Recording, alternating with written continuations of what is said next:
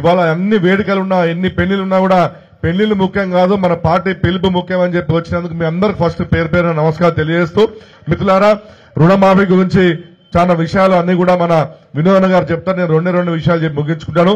మరి మీ అందరు తెలుసు, మొన్న మన ముఖ్యమంత్రి రేవంత్ రెడ్డి గారు చిన్న పిల్లలను ఉద్దేశించుకొని తెలంగాణ తల్లి విగ్రహాన్ని మనం సెక్రటేరియట్ లో పెట్టాలి, అక్కడ రాజీవ్ గాంధీ విగ్రహం పెట్టద్దంటే చాలా అంటే చాలా పిల్లల ముందర వాళ్ళ వయసు చూడకుండా కూడా చాలా గలీజ్ మాటలు మన కేసీఆర్ గారి గురించి మాట్లాడిండు. దాన్ని కూడా మనం వ్యతిరేకిస్తూ మన తెలంగాణ తల్లి విగ్రహానికి మనం ఇప్పుడే మనం పాలాభిషేకం తోటి కూడా నిరసన వ్యక్తం చేసినాము. మరి నేను రేవంత్ రెడ్డి గారికి ఒకటే డిమాండ్ చేస్తున్నాను, అయ్యా రాజీవ్ గాంధీ గారికి తెలంగాణ ఉద్యమానికి ఏమైనా సంబంధం ఉందా అనే ఒక ప్రశ్నను వేసుకో. నువ్వు పెట్టదలుచుకుని తర్వాత ఎప్పుడన్నా నువ్వు సోనియా గాంధీ విగ్రహం పెట్టుకో, మాకు సంబంధం లేదు. కానీ రాజీవ్ గాంధీకి తెలంగాణ ఉద్యమానికి ఏమాత్రము సంబంధం లేదు. అటువంటి విగ్రహం మేము పెడతా అంటే నువ్వు మా కేసీఆర్ గారి పట్ల మాట్లాడిన తీరు మాత్రం మేము పెద్ద ఎత్తున దాన్ని నిరసన వ్యక్తం చేస్తున్నాము, దాన్ని ఖండిస్తున్నాము.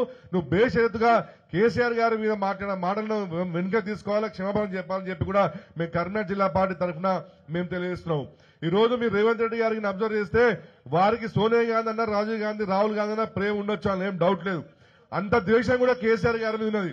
కానీ ఆయన ప్రేమించే సోనియా గాంధీ కంటే ఎక్కువ కూడా ఆయన రోజు 100 సార్లు కేసీఆర్ గారిని గుర్తు చేస్తారంటే అర్థం ఏంటంటే ఆయన గుండెలో కేసీఆర్ అనే పదం దడదడా కొట్టుకుంటుంది. కేసీఆర్ అనే భయం కాబట్టే ఆయన అమెరికాలో పోయినా కేసీఆర్ గారిని తిడతారు, ఢిల్లీ పోయినా కేసీఆర్ తిడతారు, ఆఫ్రికా పోయినా ఢిల్లీ కేసీఆర్ తిడతారు తప్పించి ఇంకా ఆయన చేసే పని ఏమీ లేదనే విషయం కూడా ఇవాళ తెలంగాణ ప్రజలకు తెలిసిపోతుంది.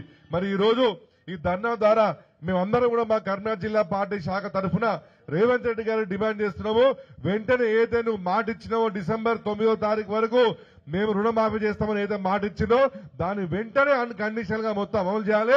ఈ బక్వాస్ మాటలు, బేకార్ మాటలు బంద్ చేసి నువ్వు రైతులకు ఇవ్వు, లేకపోతే నువ్వు రైతు వ్యతిరేక ముఖ్యమంత్రిగా మొత్తం నీ కలిగా ఉన్నంత సేపు కూడా నువ్వు రైతు వ్యతిరేక ముఖ్యమంత్రిగా చరిత్రలో నిలిచిపోతావని తెలియజేస్తూ మరి ఈ కార్యక్రమాన్ని పెద్ద ఎత్తున సక్సెస్ చేసినందుకు నేను నగరపాలక శాఖలో ఉన్న నాయకులందరికీ పేరు పేరున ధన్యవాదాలు తెలియజేసి ముగించుకున్నాను. జై తెలంగాణ, జై కేసీఆర్.